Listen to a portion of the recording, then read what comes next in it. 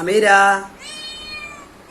এই যে আমিরা আজকে হলো পাপের শাস্তি। সে পটি করছে হচ্ছে আমাদের বেডের নিচে, তাই তাকে 6 তলা থেকে একবার গলা চাপ দিয়ে আমি ফলাই দিতে চেয়েছিলাম, কিন্তু এখন তাকে শাস্তি দিচ্ছি সামনে মাছ রেখে, সেই ভয়ে ঝুলি থেকে বেরোচ্ছে না।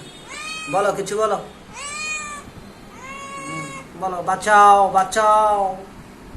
এটা হলো তো শাস্তি, খাবার সামনে থাকবে আমাকে খাবার পাবে।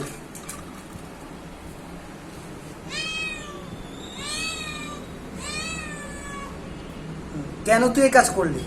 তুই কেন, তোর পটে ট্রেন আপ করা আছে, তুই উপরে যাবি, উপরে না গিয়ে কেন তুই খাটের নিচে গেলি?